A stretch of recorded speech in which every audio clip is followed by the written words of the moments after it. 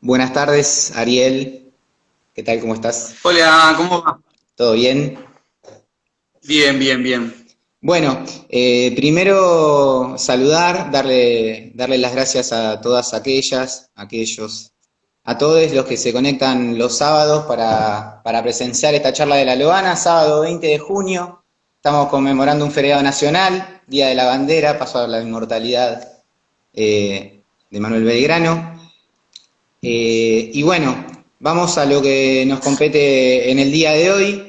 Nosotros desde la Corriente Nacional Loana Berkin, Zárate Campana, consideramos que es fundamental y es muy necesaria la participación de los camaradas en los espacios de debate y en los espacios de aprendizaje que tengan que ver con las cuestiones de género y con las cuestiones de la diversidad sexuales.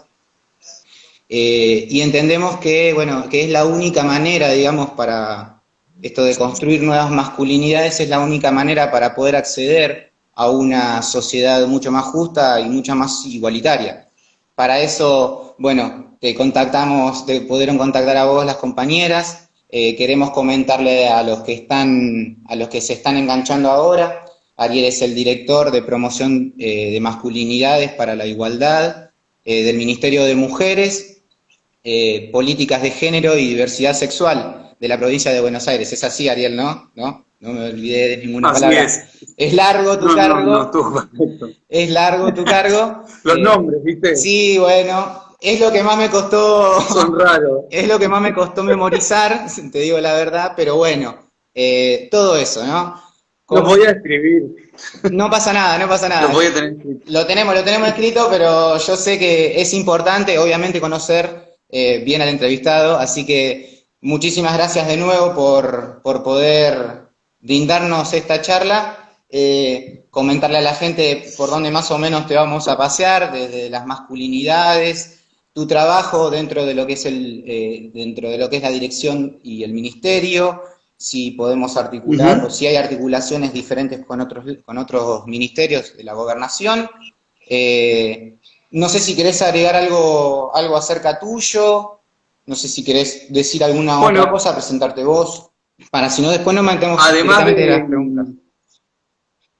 además de, bueno, de estar a cargo hoy de la dirección con ese nombre largo que dijiste vos, de promoción de masculinidades para la igualdad de género, formo parte de una asociación, de un grupo, digamos, que venimos laburando en el tema de masculinidad hace mucho y desde hace unos años conformamos ahí el Instituto de Masculinidad y Cambio Social y también vengo como laburando desde ahí. Algunos, bueno, está conformado por compañeras y compañeros de diferentes lugares, de Capital, de Rosario, bueno, yo de La Plata, que venimos de diferentes espacios, de la academia, del activismo, de la militancia, de la gestión pública, y ahí pensando también el tema, armando, y un poco también llegar al ministerio, es parte también de todo ese recorrido y de haber transitado esos espacios, ¿no? Y seguirlos transitando, obvio.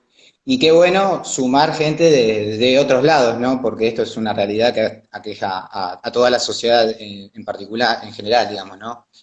Si querés ya nos metemos con las preguntas que tenemos preparadas para Te vos. sigo, dale, Bueno, dale. en primer lugar, dejarnos bien en claro qué son para vos las masculinidades y cómo y de qué manera nosotros las diferenciamos del término de masculinidad, como ya nos los habían presentado, así, masculinidad en singular. Bien, sí, esa distinción es un poco una distinción que se viene haciendo desde, digo, como una búsqueda por diferenciar dos modos de pensar el tema. Uno, esa masculinidad en singular, si se quiere, que se piensa más como un dispositivo, como un régimen de organización social, digo, un régimen político también, pero como un dispositivo de poder que tiene que ver con el conjunto de normas, prácticas, discursos, guiones que, digamos, distribuyen lo que son los mandatos sobre masculinidad, sobre todo lo que se conoce como la masculinidad hegemónica.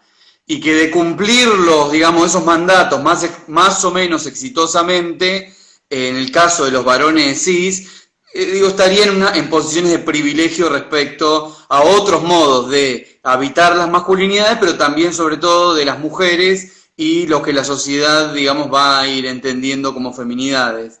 Y cuando se habla en plural de masculinidades, que es un poco esa la búsqueda, no se está hablando tanto de ese dispositivo, sino de formas de habitar, de identificarse, apropiaciones singulares de vivir y experimentar, identificarse con la masculinidad, que no necesariamente tiene que ver con esas normas de género, construcción, digamos, de jerarquías y desigualdades. Digo, y acá no solamente estamos pensando en varones cis, es decir, esos varones que no son trans, sino también en formas de habitar la masculinidad y las masculinidades trans, pero también en mujeres, feminidades lésbicas, que también se pueden llegar a pensar desde la masculinidad, digo, de aquellos que reclaman para sí esa identificación.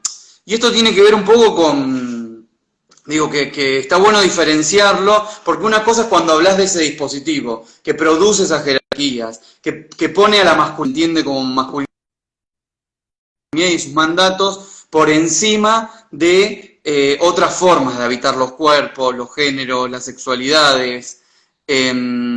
Así que diferenciar esto, digo, nos permite primero no demonizar el término, así sin más, digo, como porque esta cosa de la masculinidad es algo malo, y sino pensar en que el dispositivo es quien produce ese régimen de organización que tiene el rasgo de la masculinidad y quien produce esas desigualdades, y a donde, digamos, el que hay que repensar, el que hay que inquietar, conmover, el que se vio conmovido, digamos, con las luchas, el que se sigue viendo conmovido con las luchas de los feminismos, de la diversidad sexual, digo, esos mandatos específicos, y no necesariamente las múltiples posibilidades que tenemos de habitar las masculinidades, ¿no? Claro. Como hacer esa distinción me parece importante. Después, digo, es compleja, es un modo de avanzar sobre esa distinción, pero no, digo, son distinciones conceptuales a veces para ir construyendo, digamos, ir pensando estrategias también, ¿no? Claro. Y esto obviamente tiene que ver o viene de la mano del laburo de que vos estás llevando adelante en el ministerio, obviamente, y te quería preguntar si vos podías también desarrollar un poquito esto. ¿Qué importancia tiene para la construcción de nuevas masculinidades y de la deconstrucción de los varones el laburo que vos venís llevando adelante dentro de la dirección, ¿no? Uh-huh. Bueno, la importancia o los efectos de eso estaremos por verlos, pero digo, el Ministerio de las Mujeres, Política de Género y Diversidad Sexual de la provincia, como también el de Nación, digo, que haya aparecido un ministerio, es un poco producto también de las luchas y los movimientos feministas y de la diversidad sexual, digo, sin duda. Así se llega a pensar, digamos, y a que dentro de la agenda de la política pública, de la agenda estatal, aparezcan un montón de demandas que forman parte hace años de los movimientos feministas, de la diversidad sexuales y de género, y que en los últimos años, digo, mucho más fuertes en esa avanzada sobre los diferentes espacios, sobre las organizaciones políticas, sobre el espacio público, en las escuelas, en el sistema educativo. Terreno. Fueron ganando terreno y conmocionaron, digamos, y trastocaron, si se quieren, los modos de las relaciones de género y sexuales tal como venían siendo pensadas y estaban naturalizadas, digo. Que hayan estado naturalizadas no quiere decir que había un montón de gente pasándola bien, claro, sino que justamente tenían que ver con un montón de opresiones que quedaban ahí sin ser vistas, y solo el reclamo de quienes estaban, digo, sobre los que se ejecutaban esas exclusiones, esas opresiones. Bueno, esto conmocionó un poco todo, y tomar desde los ministerios esas demandas, reconocer, digamos, esas luchas, esas discusiones que vienen a dar y transformarlas en políticas públicas, una tenía que ver sin duda con el trabajo sobre masculinidades, con algunas urgencias sobre las posiciones de esos varones cis, heterosexuales, si se quiere, que se vieron sobre todo, que sienten bastante desorientación ante este mundo, digo, sobre el lugar que ocupaban y el lugar que dejan de ocupar, Pero también para pensar, digo, potenciar, poner en evidencia, promocionar, digamos, formas de habitar las masculinidades que no tengan que ver con el cumplimiento exitoso de esos mandatos que son parte de ese dispositivo que hablábamos al principio. Que en definitiva, si se cumple más o menos bien con el dispositivo, lo que posiciona es un modo de habitar la masculinidad que tiene que ver con el ejercicio de la violencia y el sometimiento hacia las otras personas, mujeres, feminidades, o lo que entienda como inferior, digamos, dentro de esas jerarquías. Entonces, en este sentido, incorporar este tema, digo, tiene que ver con eso, con hacerse cargo de esas agendas, poner esa discusión. Ahí está justo Luportos, la acabo de ver. Ella el otro día, y me hace acordar esto, ella el otro día hablaba digo, parte de las campañas políticas a nivel nacional y provincial tuvo como eje la idea de refundar, rehacer un contrato, ¿no? El contrato social, como volver a construirlo. Bueno, estos vínculos de género y sexuales que se vieron trastocados merecen nuevos, no sé si contratos explícitos, pero merecen de nuevas tramas, nuevos guiones que se piensen en términos de igualdad, ¿no? Y de construcción de relaciones más igualitarias. Tal cual. Estaba pensando justo cuando vos estabas hablando, que el otro día cuando hicieron el conversatorio entre diferentes personas, Estela en su introducción habló de dos cuestiones que me gustaría que vos, si me podías desarrollar un poquito más, dos cuestiones centrales a la hora obviamente de estar trabajando las cuestiones de las masculinidades. Una, en primer lugar, era cómo se interviene, y el otro, esto de los mandatos que vos me estuviste desarrollando un poco recién, con lo que tiene que ver con los cambios culturales, ¿no? Y el tema de la revisión de los mandatos. Y me dabas el pie para preguntarte si hay algún proyecto específico dentro de la dirección, cómo vos venís trabajando estos problemas, estos casos de violencia de género, si me podés ahí desarrollar un poquito mejor. Sí. Digo, la dirección está pensada como en dos ejes, ¿no? Y que tiene que ver con, que a veces se tocan, se cruzan, tienen que ver con el mismo tema muchas veces, pero que tiene que ver con esta distinción que hacía Estela en el conversatorio. Uno más vinculado al trabajo de prevención y promoción y de modificación de prácticas culturales, de ir acompañando esas transformaciones en las relaciones de género, y en este sentido poner en evidencia estos mandatos, ¿no? Los mandatos existentes, digamos, socialmente, para cumplir con una, muy entre comillas, ¿no? Una verdadera masculinidad, digo, para que sea reconocido, claro, como que está ejerciendo, que está siendo masculino. Digo, todos esos mandatos incluyen un montón de formas de violencia, de desigualdad, de exclusiones. Entonces, una línea tiene que ver con generar más programas educativos. En ese sentido estamos trabajando en capacitaciones con municipios, estamos por arrancar una ahora, para que los municipios incorporen estos temas en prevención y promoción. Después armando materiales más vinculados a la ligazón que podemos tener con educación sexual integral. Digo, más allá de que exista el programa, ¿qué podemos aportar del ministerio en la producción de esas masculinidades, ¿no? En pensar en varones más cuidadores, que se den lugar a cierta fragilidad, que participen en las tareas de cuidado. Con esto digo, más cuidadores. Bueno, mañana es el Día del Padre, justo sería bueno, un momento bueno para circular, digamos, la posibilidad de ejercer paternidades más afectuosas, presentes, responsables. Que eso es algo que hablaron el otro día en el conversatorio, ¿no? Porque esto del contexto de la pandemia, digamos, y en el contexto del aislamiento social preventivo y obligatorio, por ahí, no me acuerdo el disertante, nos animaba y nos empujaba a aquellos que son padres a poder desarrollar una paternidad mucho más afectiva o conocer más a sus chicos. Creo que quien tiró esta idea hablaba de que muchas mujeres, madres en realidad, sabían en qué curso estaban sus chicos, y por ahí los padres, en la vorágine de ser el proveedor, digamos, de lo material para la casa, se olvida, no lo toma como algo prioritario, y por ahí en este contexto se empieza a agilizar un poco más esto y el contacto de los padres con los hijos, los padres varones con los hijos, es beneficioso en cierto caso, ¿no? Después te voy a meter en los casos que no son tan beneficiosos, el tema de la pandemia y el aislamiento. No, claro.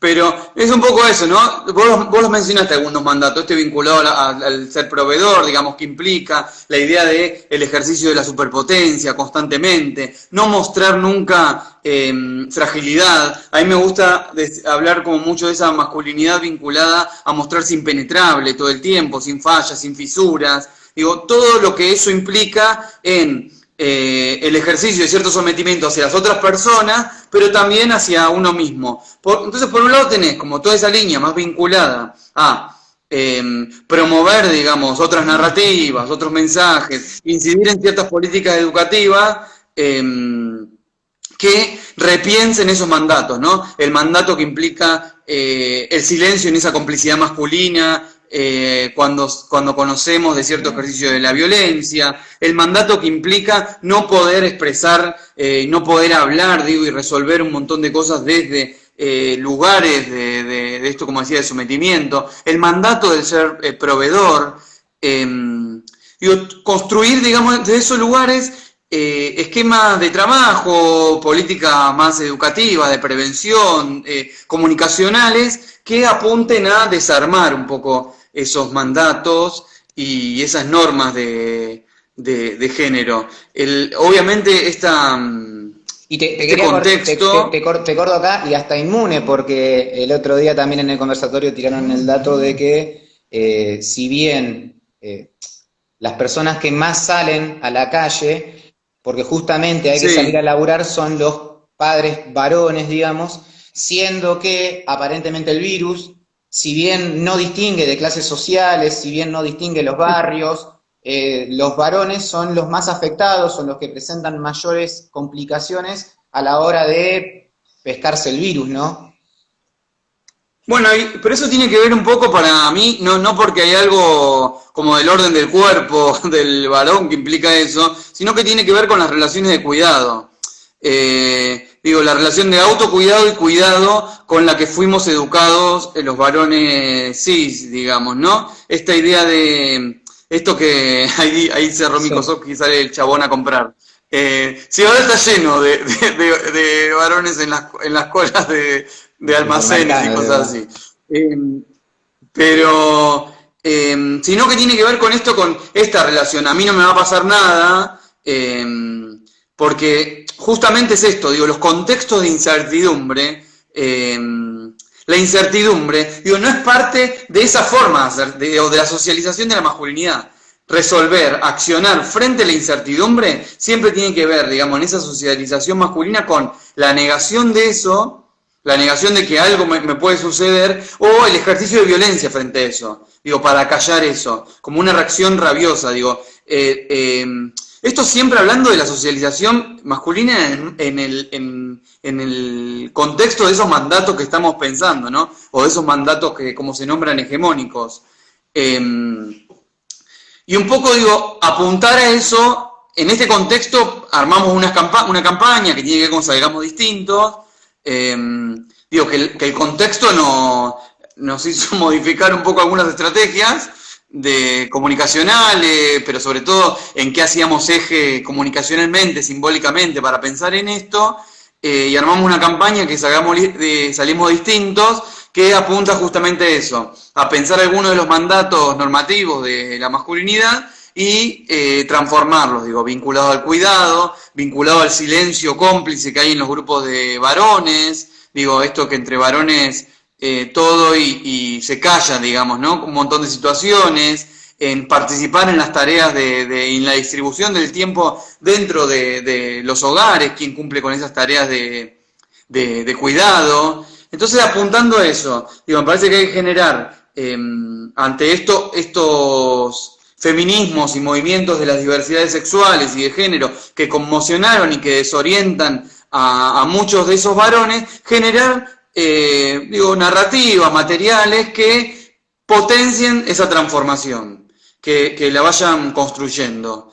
Y que aporten, digamos, como cierto acogimiento, si se quiere, ante esa incertidumbre y desorientación. Y por el otro lado, el otro eje que vos mencionabas, y que lo mencionaba bien Estela en ese conversatorio que vos decías, está el tema del ejercicio de la violencia ya como más concreto, ¿no? Como que tiene que ver con esos varones que han sido denunciados por violencia de género desde hace mucho tiempo, en diferentes lugares de la provincia, bueno, también en el país, pero de la provincia, existen un montón de grupos que trabajan con varones que ejercen violencia, digo, varones que han sido denunciados, derivados de la justicia, en esta idea de trabajar, que tienen que ver con las medidas ampliadas, forman parte de la ley, bueno, como se nombra generalmente, de violencia de género a nivel nacional, pero también de la provincial, la posibilidad de estos grupos para el trabajo con varones que ejercen violencia,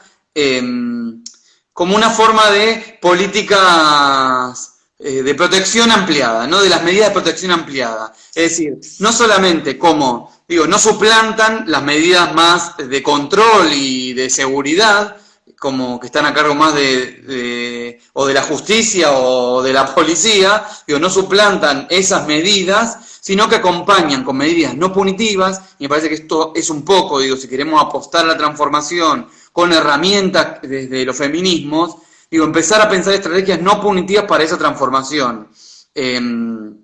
Que no sea o el sistema penitenciario, la cárcel o la violencia, ¿no? Entonces, aportar en esas medidas, en estos grupos, estos dispositivos que vienen haciendo trabajo hace mucho, desde el Ministerio empezamos como a encarar un trabajo muy de a poco para que forme parte también de como una línea de la política pública provincial, el trabajo con varones que ejercen violencia. Y en ese sentido primero estamos haciendo un rastreo de los dispositivos que están funcionando, armamos una pequeña capacitación introductoria para la creación de dispositivos en los municipios donde no funcionan, hacemos acompañamientos a algunos de esos dispositivos y fundamentalmente lo que estamos intentando es, nos estamos juntando con estas asociaciones, instituciones que vienen trabajando hace mucho. El otro día estuvimos con Estela, con Lucía y Flavia, las dos subsecretarias,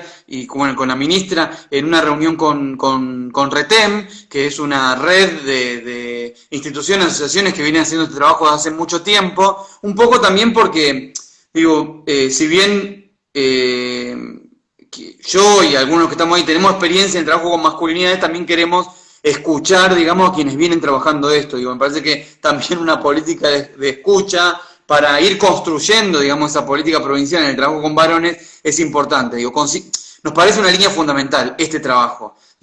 Ir abriendo y potenciando y fortaleciendo el trabajo de esos dispositivos que acompañan a las medidas de protección que ya existen, ¿no? Como acompañan el trabajo que se hace con quienes denunciaron, que son a los acompañamientos que se hacen en la denuncia, a las medidas de perimetrales, a las medidas judiciales o de seguridad, potenciar esos trabajos. También como una actividad preventiva, ¿no? En algún punto, para que no vuelvan a repetirse, En ese sentido es de protección, en tanto que protege y acompaña en la posibilidad de que esa persona denunciada primero reconozca que ejerce violencia, y que fue denunciada por el ejercicio de la violencia, después transforme esa práctica, se desplace, pero también una política reparatoria, ¿no? En pos de que eso no vuelva a suceder,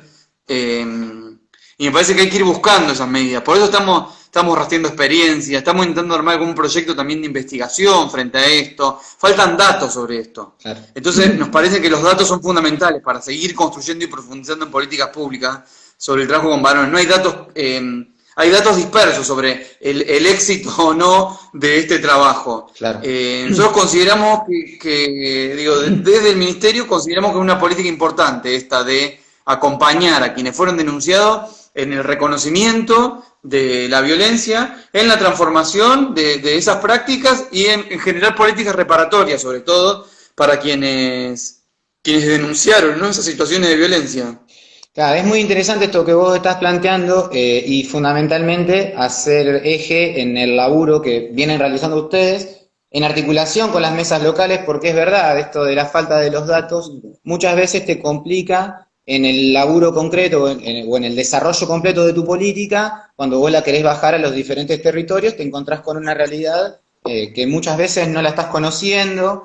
Ujú. Y quería saber si me podés decir en algunos lados en donde sepas vos bien que están laburando y que estas mesas locales estén funcionando. Sé que el otro día tuviste en el conversatorio con chicos de Lomas de Zamora, contar algunas otras experiencias. Sí, que vos me decís que están funcionando estos dispositivos. Claro, claro. Sí, bueno, hay como, yo tengo notado hoy como más de 30 dispositivos en funcionamiento. El de Moreno funciona hace mucho tiempo, mucho tiempo. En Morón también hay un dispositivo, pero después hay en San Martín. Digo, ahí hace mucho que funcionan. Y después en otros municipios, tengo vínculo con Mercedes, con Tres Arroyos, bueno, un montón de municipios. No, no quiero nombrar porque si Te no, vas a no olvidar voy de a alguno, nombrar alguno. te vas a olvidar Pero, de alguno, es verdad, y te vas, y son un montón aparte con los que con lo con que los que venís vengo laburando. hablando. Y ahora fui nombrando con las quienes hablé hace poco. Pero digo, más allá de esto, el trabajo en muchos casos funciona muy bien esta articulación con la mesa local. En otros casos está como aislado. El trabajo que estamos haciendo, y ahí voy laburando en conjunto también como recuperando información que van haciendo desde otras direcciones, más vinculadas a las mesas locales. Bueno, Virginia Denis, que está a cargo de la dirección que tiene la articulación con las mesas locales de los municipios. Ahí voy restando información y también teniendo reuniones o formando parte de alguna mesa o de direcciones de género para en algún punto legitimar este trabajo con varones que ejercen violencia. Hay varios mitos, digamos, vinculados a este trabajo con varones que tiene que ver con que estás destinando recursos a los varones, ¿no? Como cuando en realidad este ministerio, digo, los recursos siempre son limitados, entonces uno decide y hace estrategias frente a esos recursos. Pensar, te me cortaste, pero no sé si yo estoy cortado o sigo. No sé. Me parece que se te cortó a vos, pero de paso aprovecho y saludo a los que Ah, a los que se estuvieron sumando a la charla y comentarle quién sos, el director de promoción y masculinidades para la a decirlo así. igualdad. Claro, ya que está los que se sumaron ahora y que se cortó, aprovechamos y saludamos a las personas, a los que a las y les que se fueron sumando a la charla.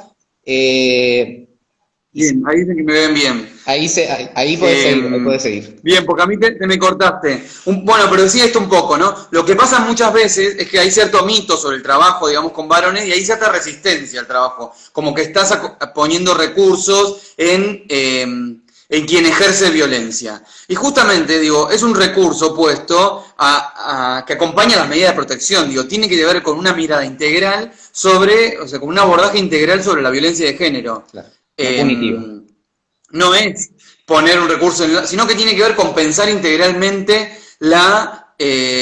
cómo se aborde las estrategias para la erradicación de la violencia de género. Entonces, en este sentido, estos dispositivos, grupos que a veces quedan aislados, lo que estamos intentando hacer es legitimar su trabajo y que empiecen a conformar parte de esa estrategia articulada de los municipios. Es decir, las mesas locales, como ese espacio de articulación, digo, de pensar articuladamente, resolver estrategias políticas, de gestión, la violencia de género en los municipios, incorporar este elemento es fundamental para pensar esa estrategia. Digo, no se puede trabajar aisladamente con quienes fueron denunciados si no sabemos bien cómo está la situación, que seguramente alguna compañera, pues estoy seguro que realmente ocurre eso, alguna compañera del municipio está acompañando a quien denunció a esa persona. Claro. Entonces, para conocer el relato, comprenderlo, poder accionar de modo más profundo en ese trabajo grupal con esos varones que fueron denunciados, nos parece importante integrarlo, digamos, a esa política, pensarla articuladamente, pensarla como parte de los recursos que necesitamos para construir estrategias integrales. Claro. Y eso costó un poco, cuesta todavía, ¿no? Como que no se piensa, digamos, esa violencia de género en términos como integrales y muy rápidamente se toman medidas que están muy bien, digo, de acompañamiento a quienes denunciaron, pero este elemento, digamos, en pos de pensarlo, esto que decíamos hoy, la transformación y la reparación, es fundamental trabajar con esas personas denunciadas. Tal cual. Y te hago una consulta. Esto de la articulación que vos venís llevando adelante con los diferentes municipios o con las diferentes mesas locales, ¿se ve una articulación del Ministerio de Provincia con el Ministerio de Nación o con algunas otras provincias? Si me podés comentar cómo viene ese trabajo. Sí, no hemos tenido, o sea, entiendo que otras direcciones tuvieron mucho más relación con otras direcciones, porque hay como direcciones pares, digamos, algunas trabajando a nivel nacional y otras a nivel provincial, pero no es mi caso. Sí conozco, digo, por relaciones personales, un montón de amigas, compañeras, gente que quiero mucho que trabaja en el Ministerio de las Mujeres de Nación, con las que hablo, comparto cosas. Pero no en términos institucionales y formales aún. Sí tuve alguna comunicación con el Ministerio de las Mujeres de Córdoba, pero sobre todo con quien tiene a cargo el Centro Integral de Varones, porque me interesaba conocer un poco ahí las políticas que estaban llevando a cabo. Hicieron una línea telefónica. Después estuve siguiendo también la línea que armaron el Ministerio también de Política de Género de Catamarca, digo, como ver un poco bien ahí, son provincias distintas seguro, que tienen diferentes, o sea, hay que haber formas distintas de abordarlo, pero está bueno, digamos, esto, que se esté pensando en esta mirada desde las diferentes, digamos, diferentes espacios de políticas públicas, ¿no? No tuve, digamos, como un vínculo formal, digamos, institucional aún, digo, de un trabajo concreto llevar a cabo. Para mí estaría bueno en algún momento, digo, me parece importante como en algún momento desde las diferentes provincias o desde Nación, ir pensando en estrategias conjuntas para, digo, potenciar otros guiones que queremos potenciar, pero también para ir construyendo más en profundidad estas investigaciones y estos datos sobre el trabajo con varones que ejercen violencia, ¿no? Me parece que está bueno ir pensando a futuro, en principio dejar esos datos y dejar algunas líneas metodológicas y de trabajo con varones más o menos comunes que sirvan, digamos, para ir profundizando en el trabajo. Conocemos el trabajo de otros países, hay países que a mí se me cae la baba, digo, como vienen trabajando en esto. El que lo trabaja, no sé, el País Vasco hace muchos años que trabaja con varones, con algunas cosas que estoy de acuerdo, con otras no, pero digo, tienen registros, resultados de eso, información de eso. Leer eso es importante, digo. Acá hay mucha gente que viene trabajando o en dispositivos concretos socioeducativos con varones que ejercen violencia o en espacios más de talleres, de reflexión sobre micromachismo, sobre cómo nos constituimos como varones, pero no hay un registro claro. Un poco, digo, desde el Instituto de Masculinidades que te contaba al principio, un poco también con eso en la cabeza, no ya trabajando solo en provincias, sino fuera, empezamos a hacer una especie de relevamiento, mapa, que estamos todavía en eso, de grupos que están trabajando en el país, que pueden ser estos dispositivos o grupos de varones y de reflexión y de charla entre varones en el país sobre masculinidades y varones. Y ahí va, porque me parece que nos hace falta como construir estos mapas e ir profundizando en esos datos para ir incorporando, ir transformando. Digo, también es un ensayo. Hay que pensar en eso. Claro.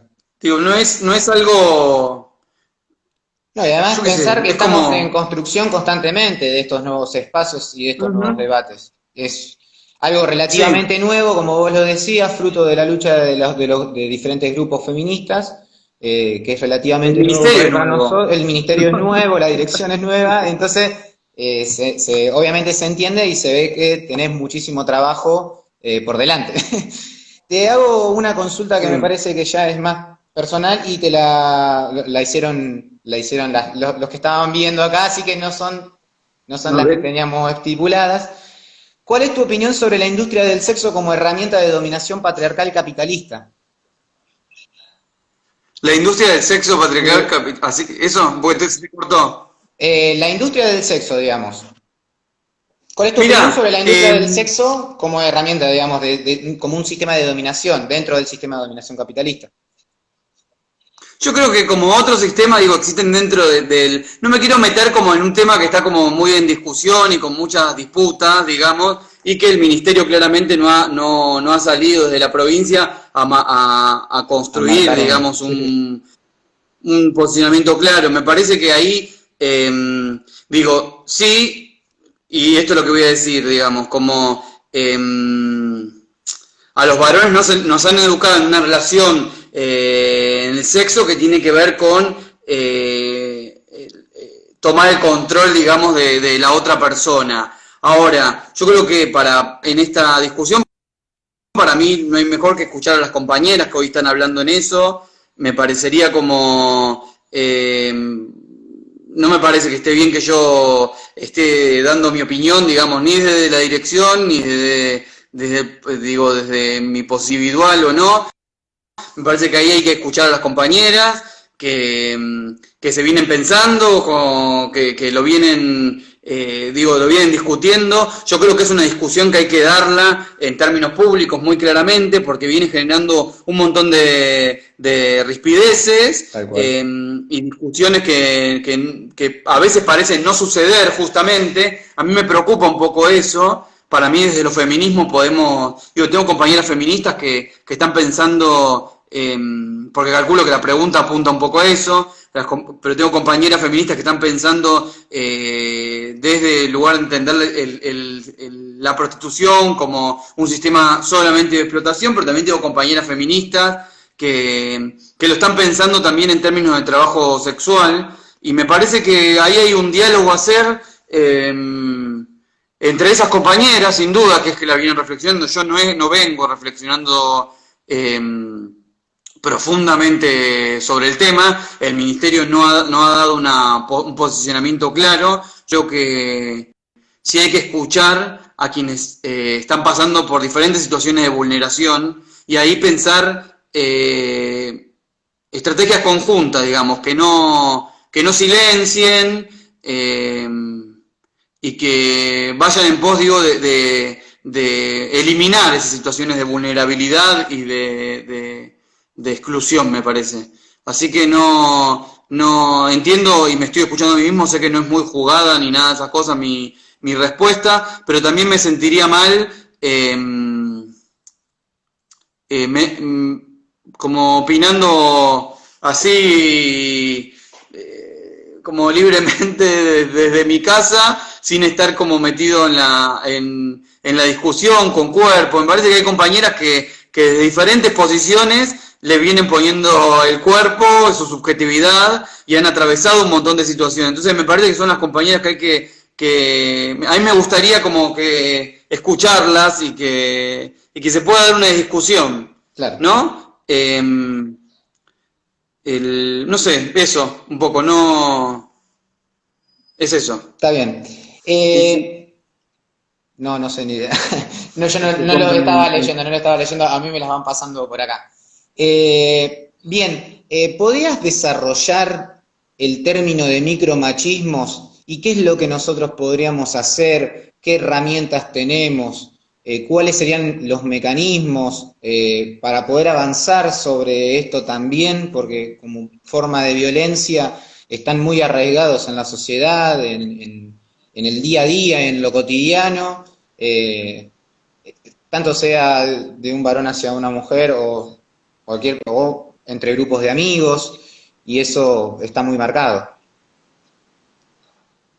Sí, bueno, micromachismo, viste que no tiene tanto que ver con grande o chico, como el tema sino que apunta a la idea de micropolítica o de capilaridad, digamos, de un montón de formas de ejercicio del privilegio de los varones, sí, sobre todo heterosexuales, que tienen que ver con ejercicio de violencia, digo, hacerse el boludo en las tareas de cuidado, esto, yo, por ejemplo, parándome en, no sería yo tan micro, me parece, pero en una asamblea de mujeres, a decirles cómo sería el posicionamiento frente a, como dijiste vos, la industria del sexo, ¿no? O decirle cómo a las mujeres cómo deberían organizarse, pero también complicidades entre varones, complicidades a través del silencio, a través de callarse la boca cuando sabemos que el otro ejerce cierta situación de violencia. Digo, esas cosas que funcionan todo el tiempo, esos lugares donde habitamos como varones, a veces en esos espacios homosociales, que nos vamos reconociendo entre varones, sometiendo a las otras personas, hablando por las otras personas.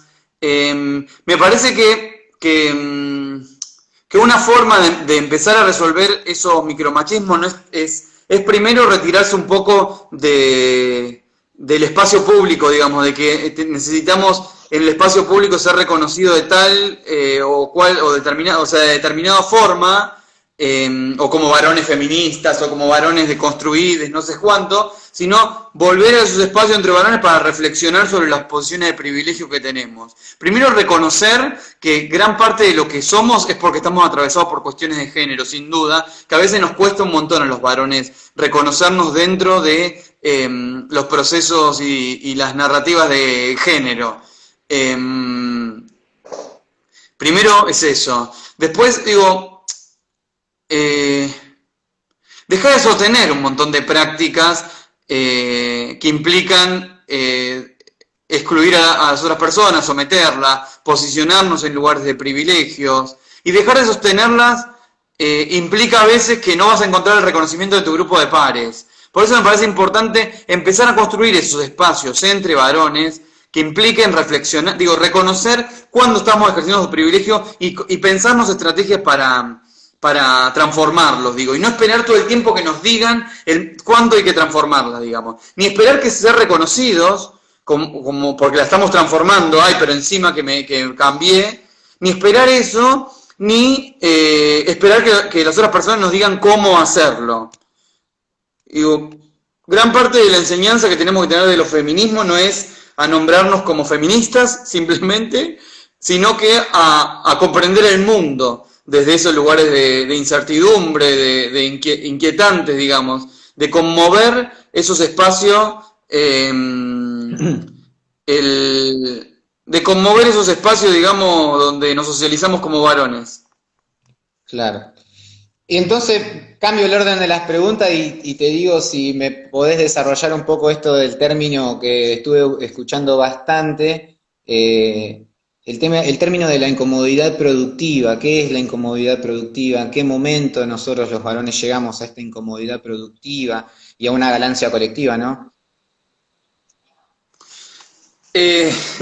Incomodidad productiva es un concepto que desarrolla Joaquín Aspiazu en un libro que se llama Masculinidades y Feminismo. Es un lindo concepto, un poco apunta a lo que se viene intentando hacer desde muchos grupos de varones, que es generar espacios, en realidad es una estrategia, ¿no? Que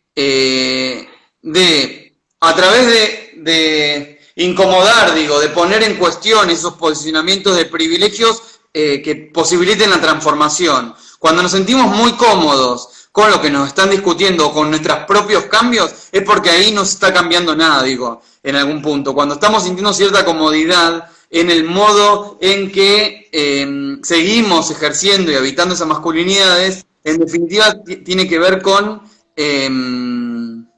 no transforma en nada. El término que desarrolla Aspiazu tiene que ver con justamente eso, como incomodar para transformar, digo, a veces son en grupos y a veces son en situaciones, hoy esta avanzada que hablamos al principio de los feminismos y los movimientos de la diversidad sexual incomodan a esos varones, digo, el tema es que ante esa incomodidad busquemos estrategias para producir esos cambios, esas transformaciones, y que no sea simplemente, que no termine esa incomodidad en resistencias, digamos, de reificación de ciertas formas de violencia, de ciertas formas de sometimiento o de negación. Yo no tengo que cambiar nada. Ahí Aspiazu, en ese libro donde desarrolla eso, dice que una de las formas o una de las resistencias se presenta negando en que yo puedo ser uno de los que ejerce violencia. Y siempre la violencia es la que ejercen los otros varones. ¿Sí? El machismo y el patriarcado está muy mal, pero yo no soy eso, ¿no? Entonces, como empezar a encontrar, e incomodarse, digamos, cuán patriarcales y cuánto de esas formas de sometimiento ejercemos, para que se pueda transformar en esto, digo, se puedan transformar esas prácticas. Claro. Volviendo al laburo que vos venís llevando adelante en el ministerio, hoy justamente hablaste de la ESI, y quería preguntarte si hay algo más, además de la ESI, para poder llegar a trabajar el tema de las masculinidades dentro de la infancia y de la adolescencia en el ámbito escolar, en el ámbito educativo. No sé si podés decir algo sobre eso. Sí, me parece que, o sea, dentro de la escuela, digo, la ESI es una gran herramienta. Es una gran herramienta. De hecho, yo doy porque implica no solamente... Yo doy construcción de ciudadanía y los chicos es un tema que siempre está en vilo, que siempre quieren hablar, que siempre tienen inquietudes, porque justamente son los años, primero, segundo y tercero, son los años en los que tienen más inquietudes acerca de esto. Y bueno, está buenísimo el acompañamiento y obviamente que se respete la ESI y se efectúe. Sí, bueno, por eso, la ESI para el espacio escolar, digo, me parece que es una herramienta importantísima, digo, sobre todo porque tiene que ver con una mirada integral en ese sentido. Yo creo que, digo, no es como un espacio acotado la ESI, justamente, entonces lo que hay que ir haciendo es metiendo estas miradas, que hoy no forman parte de muchos materiales, digo, cómo pensar la construcción de otras formas de habitar y de ejercer y de vivir la masculinidad que no tenga que ver con estos mandatos. Digo, a mí me parece importante en ese sentido, digo, escolarmente me parece que la ESI es una herramienta. Desde el Ministerio lo que podemos acompañar es en la producción de documentos, materiales, videos, cuestiones comunicacionales que den más herramientas para transformar esto. Pero quienes trabajan en la escolaridad es obviamente quienes forman parte de educación. Ahora, hay otros espacios donde no es la escolaridad, pero sí que transitan jóvenes, y ahí estamos trabajando, jóvenes y niños, niñas, niñes, ¿no? Ahí estamos trabajando viendo armar materiales con el programa Envión, que participan un montón de jóvenes ahí de la provincia, pero también con la Dirección de Juventud, que tiene una coordinación también especial con los centros de estudiantes. Digo, hoy me parece, en los secundarios, los centros de estudiantes, que han movilizado tanto estas cuestiones vinculadas a los feminismos y la diversidad sexual. Digo, en estos últimos años, todo lo que generaron de los grupos organizados dentro de las escuelas en cuanto a scratches, volver a repensar los scratches, en mandar, digamos, las miradas de género dentro de las escuelas, en conmocionar, en acompañar a un montón de pibas dentro de las escuelas. Digo, trabajar con eso, hoy con la Dirección de Juventud, que está trabajando con los diferentes centros de estudiantes, a nosotros nos parece fundamental. Hicimos un conversatorio hace unas semanas con jóvenes que vienen laburando en diferentes espacios estos temas, ¿no? Sobre todo los temas vinculados a vínculos sexuales y de género y a la posibilidad de pensar estos nuevos, digamos, nuevos contratos que hoy hablaba al principio, y pensar el consentimiento, digamos, y cierta responsabilidad afectiva en la construcción y en la producción de esos vínculos, ¿no? Y pensar también salidas a las situaciones de violencia que vayan por lugares no punitivos solamente, que no vayan por lugares persecutorios. Digo, que ahí entre los jóvenes ya están pensando un montón de estrategias, las han pensado, esas estrategias a esto que se conmocionó. Digo, las pibas inmediatamente abrazaron, digamos, ese feminismo con 13, 14 años, apareció ahí en las escuelas, muchos varones no lo hicieron inmediatamente eso, y esto conmocionó los vínculos, los puso en jaque, empezaron ahí a crecer scratches, un montón de cosas, situaciones que ya no se bancaban más. Bueno, ante eso me parece que hay que ir a buscar con les pibes en qué hacemos, digamos, qué estrategia construimos. Digo, para mí es muy importante hoy pensar los mandatos de masculinidad para repensar sobre todo la posibilidad de construir vínculos y con consentimiento, pero también con placer. Digo, me parece que es algo muy importante también y no perder de vista, porque a veces cuando empezamos a hablar de armar el protocolo para vincularse, cómo vamos a hacer, cómo se van a empezar a vincular, nos estamos olvidando una dimensión fundamental que es en los vínculos sexuales y afectivos, que es la dimensión del placer. Y bueno, y ahí va a haber que encontrarla, digo. Eso es lo que no sabemos. Digo, este contrato social, sexual y de género que se vio conmocionado en los últimos años en nuestro país y quizás en el mundo, que se vio trastocado, que se desnaturalizó, que se puso en evidencia que atrás del contrato ese existente había un montón de formas de sometimiento y de ejercicio de poder, digo, hay que volver a pensarlo. Y no hay que olvidar la dimensión del placer. No hay que olvidar la dimensión del placer en los vínculos sexuales y afectivos. ¿Cómo es la receta? No tengo ni idea, pero me parece que ahí es donde, digo, ahí es donde hay que ir a pensarlo. Es muy importante. Claro.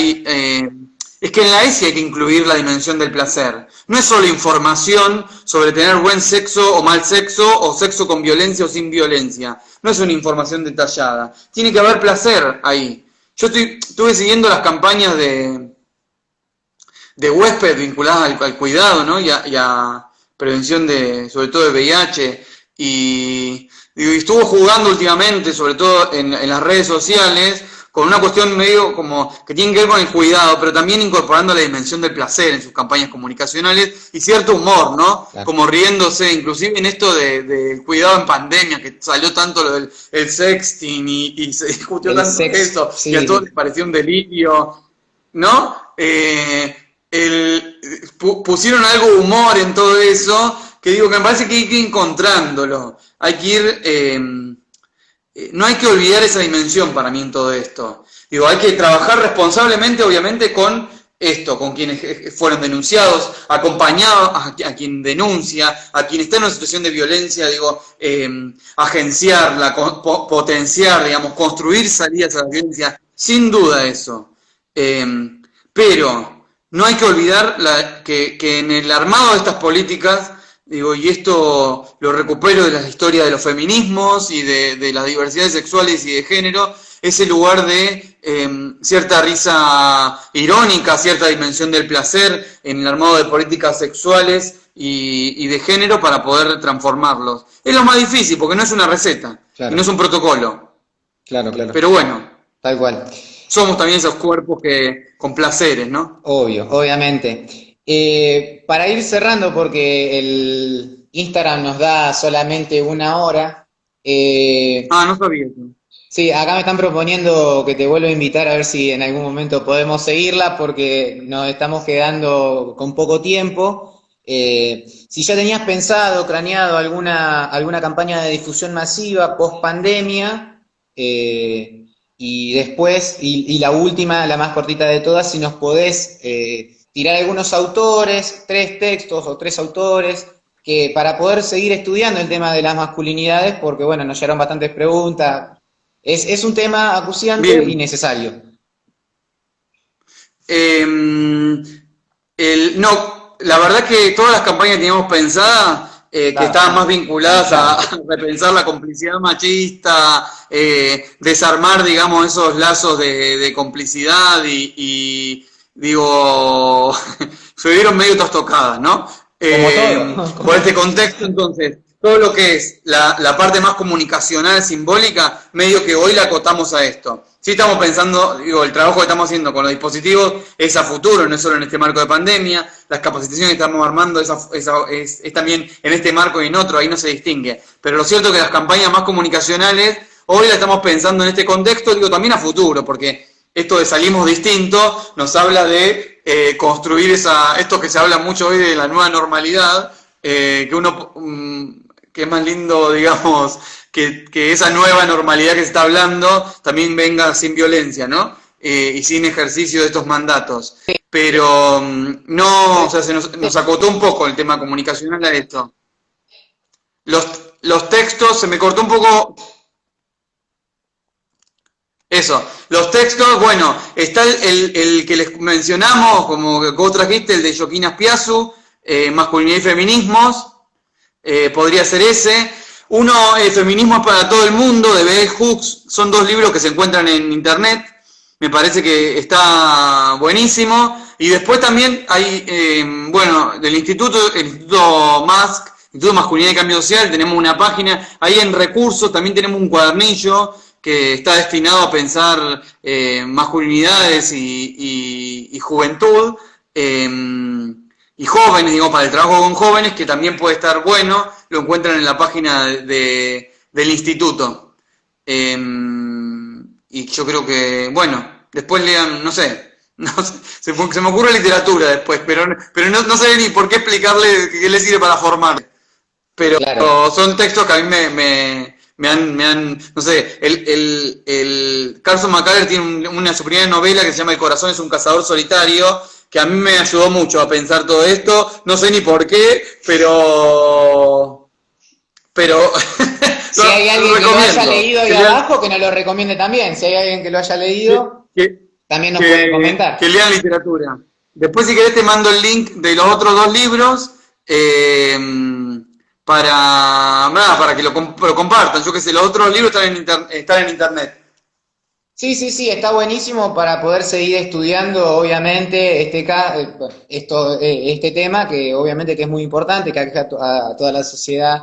Y bueno, el tema de las masculinidades también es algo muy nuevo y te digo la verdad, muchísimas gracias por habernos dado este espacio. Se corta el Instagram, lamentablemente tenemos 1 hora, pero bueno, te dejo la invitación para cuando vos puedas. Es muy interesante, nos estuvieron llegando muchísimas preguntas.